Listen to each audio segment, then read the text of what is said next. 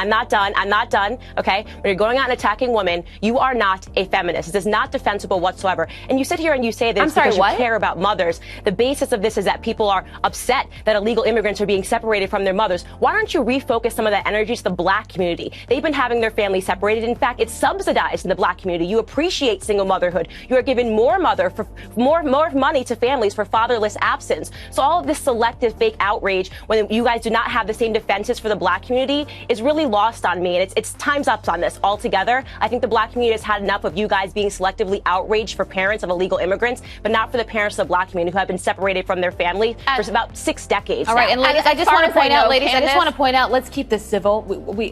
Boom, roasted. All right, guys, welcome back to the channel. Now, I haven't been posting in a week because I got a strike and the videos are not really getting pushed until the strike is gone, so it's kind of hard to find motivation to make videos, but here we are. Anyway, let's get into this next clip. I think you've all seen this delusional woman before, but I think this time she's taken it to a new low. Let's check it out. Shoot lower. You don't shoot the person in the head and kill them point blank. That's not what you do in terms of trying to stop someone in regards to someone who has committed a crime. Someone who's been in a dynamic situation himself and has had to take the ultimate decision. Tony Long, you shoot in a different place. Well, I think this lady's been highly trained by Hollywood. You know, that's what happens in the movies. The detective with the 2-inch revolver shoots the tyre as the car stopped. In the movies, absolutely.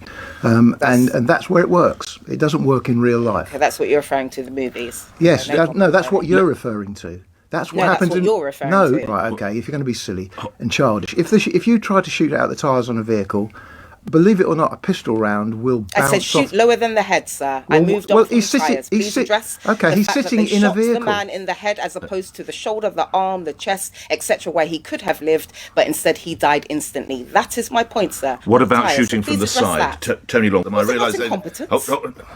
I don't think it was incompetence. Tony Long? Well, the reality is, if my aunt had testicles, she'd be my uncle. All right, these things happen in a fraction of a second. You know, you've got police officers trying to open doors. You've got to stop interrupting and being childish. Yes, someone probably could have shot from the side, but that person was actually trying to smash the window. He was trying to open the doors.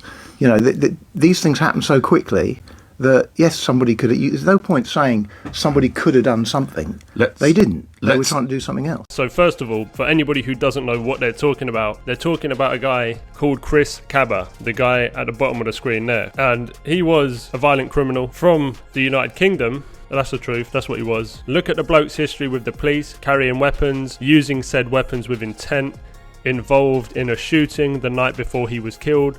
The bloke was a public danger since 13 years old. In the situation when he got arrested, he was trying to ram his car into armed police. Now this complete lunatic of a woman is suggesting that, oh yeah, he's trying to ram his car into you, right? Well, why don't you just shoot him in the shoulder so he can survive? Like, what is she on about? She's not an expert on the matter. She's never been in any situation remotely close to what them officers had to deal with. And stop simping for criminals. It's really weird, okay? Just like this comment says, wasn't this the same man who shot at people and stabbed somebody else? The man had no remorse for anyone else, but now people expect he deserves a different fate. He was not innocent. How do you treat LGBTQ in Poland? They are not allowed in schools. The man who wears a dress and he thinks that he's a woman, he needs help. He's sick.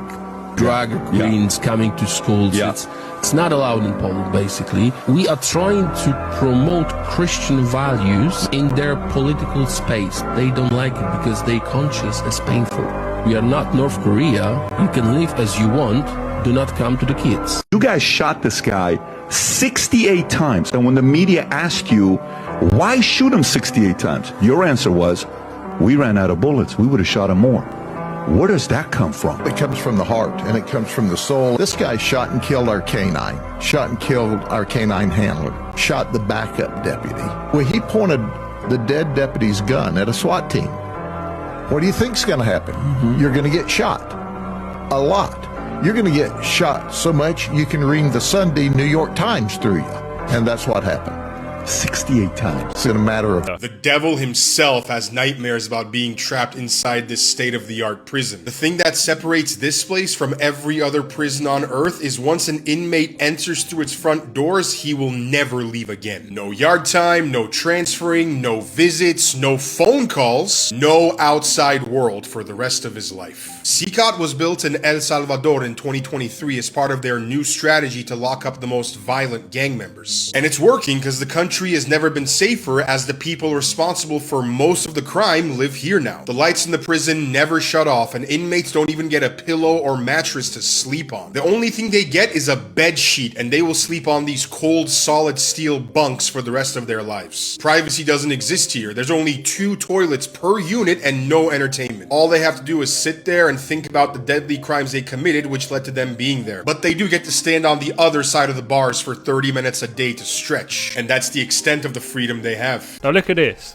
El Salvador's leader criticized internationally for gang crackdown. Does that not tell you everything you need to know about the Western leaders? They are not putting their own citizens first if they have a problem with this. And here's the proof. Murder rate down by 70%. It was once one of the most dangerous countries in the world. It's now one of the safest countries in the world. And his approval rating is 91%. So he's doing exactly what the people want him to do. And then you've got all the woke leaders from the West who are saying, no, you shouldn't be doing that. And then you look at what they're doing to the Western countries, and that just says it all, doesn't it? I don't even need to say anything. Have you been around, have you seen the tent cities?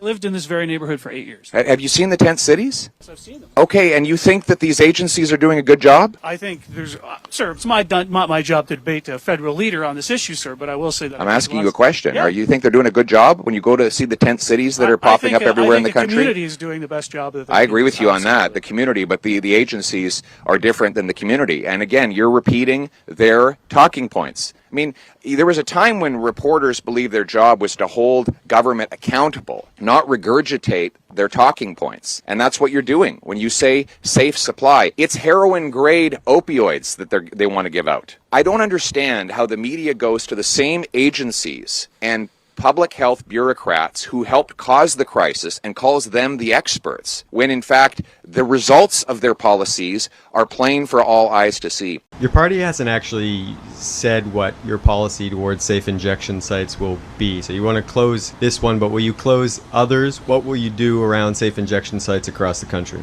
I will be closing them. We will close safe injection sites next to schools, playgrounds, anywhere else that they endanger the public and take lives. We will defund. By the way, they're not safe injection sites. I'm sorry. I used your dishonest language. See, you just repeat the language that is fed to you by the government. Are you a CP? Are you a CP? Who are you with? Globe and Mail. You're with the Globe and Mail.